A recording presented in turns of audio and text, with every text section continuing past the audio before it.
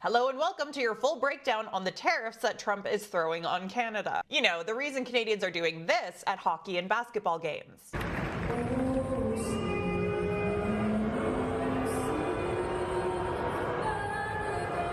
So what is going on with these tariffs? How do they work? What does this mean for you? And what are we doing about them? But luckily for you, I am a journalist who was in the parliamentary press gallery for like 7 years, so I'm going to make sure that you have all the knowledge you need at this extremely chaotic time. We got confirmation on Friday that Trump is moving ahead with these 25% tariffs on Canadian goods. And he said this was about protecting Americans from what he called the, quote, major threat of illegal aliens and deadly drugs like fentanyl. But according to Canadian Prime Minister Justin Trudeau, that's, wild, because less than 1% of fentanyl and less than 1% of irregular migrants that get into the United States come from Canada. But is that really what Trump was worried about? Because before Canadians could fully digest the reality of the tariffs that are coming, Trump once again took to Truth Social to call for Canada to become the 51st state. Which honestly, I'm starting to find increasingly concerning. Because the things he's done in his first weeks in office have been truly nonsensical and horrifying. Like how he's going to be using Guantanamo Bay as a detention camp for migrants and is formalizing policies to try to erase the existence of trans people who have always been here and always will be. So as we watch US democracy erode, which does feel surreal, we might want to consider the possibility that he's serious about other things too.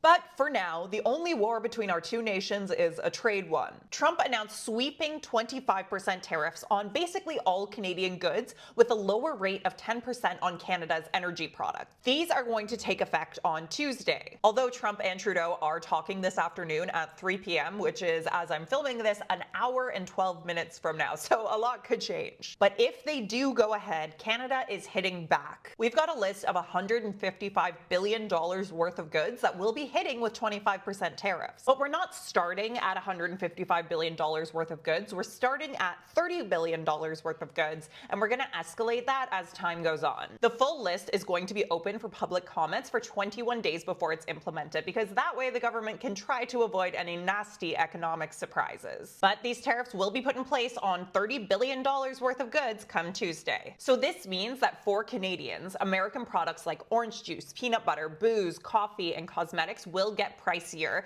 because, and this is how tariffs work, that increased cost is passed on to the consumer. Which is why it is absolutely wild that Trump is slapping that tariff tax on basically everything Americans get from Canada and Mexico. See, let me break this down for you with the help of chickens. Stay with me. We're learning together. Okay? The Wall Street Journal put out this video a few months ago that introduced me to something fascinating: the chicken war. See, in Germany after World War II, people were eating a lot of chicken. American chicken. So US farmers were making bank and European farmers were getting pretty annoyed. To deal with that, the organization that later became the European Union put a tariff on these American chickens. That made them more expensive for those German chicken fiends. This obviously made Germany's imports of these American chickens drop. But the Americans didn't like that. So the United States turned around and put a 25% tariff on trucks like German Volkswagens. This made the Volkswagen truck sales drop by half, and they honestly never really recovered from that. So to summarize the outcome of these tariffs, Americans had fewer trucks they could buy, and Germans had more expensive chicken. Because this, as the Wall Street Journal explained, is how tariffs work. They hurt consumers while protecting very specific industries and can be used to try to get countries to change their behavior. The Americans put the tariffs on German trucks, so the American consumers had fewer truck options. The Germans put tariffs on chicken, so the Germans paid more for chicken. So when you see that your country has put a tariff on something, you can very likely expect to pay more for that thing or have less choice. So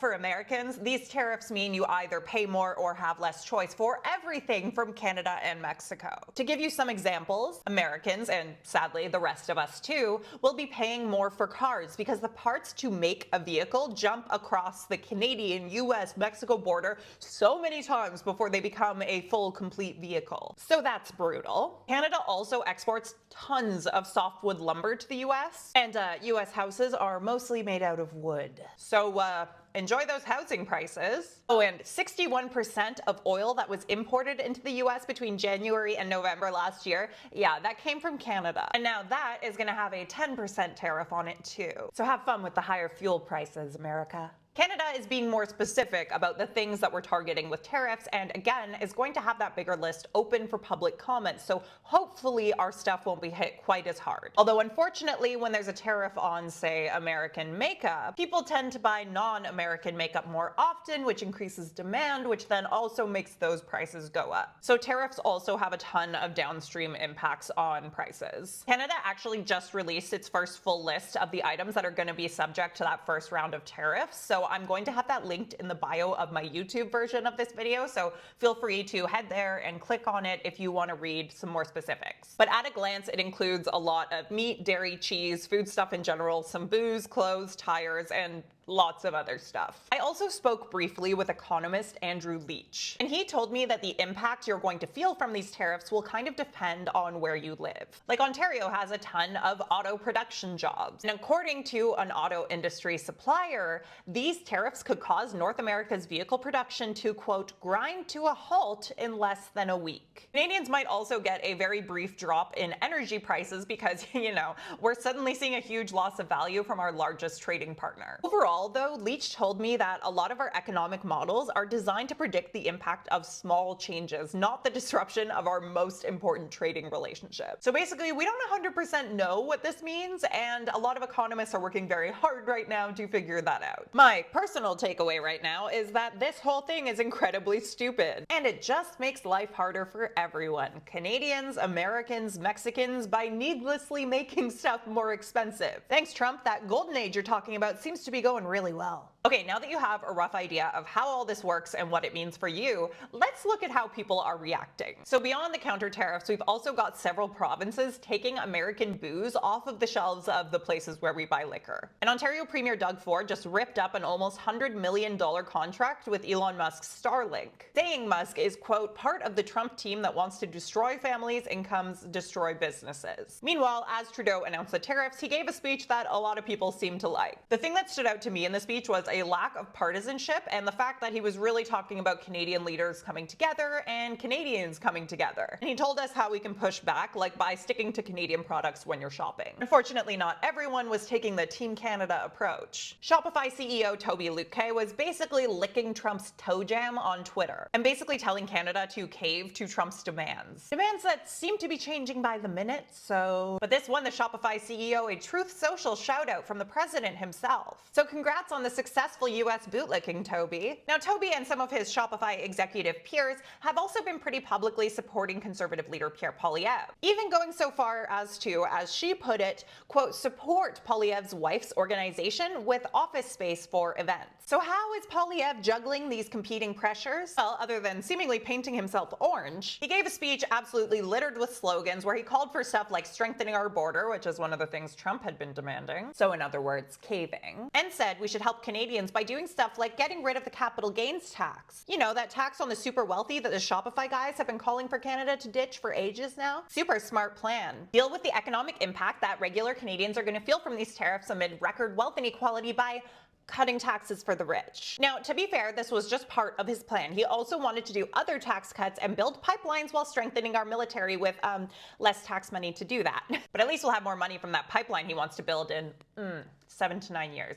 Okay. His team also took the time to attack a journalist who, after he demanded that Parliament be brought back, wanted to know if he would set aside his electoral ambitions when that happens. To be clear, that's not, as he spun it, asking him to step down. That's asking if he's willing to not plunge us into an election the second Parliament returns because of all of this. But no, his response was to attack her, just one of 2 real journalists who were allowed to ask questions at this press conference. And his team clipped it and shared it to social media. So while we're in the middle of a trade war with looming brutal economic impacts, some of our politicians are behaving more seriously than others.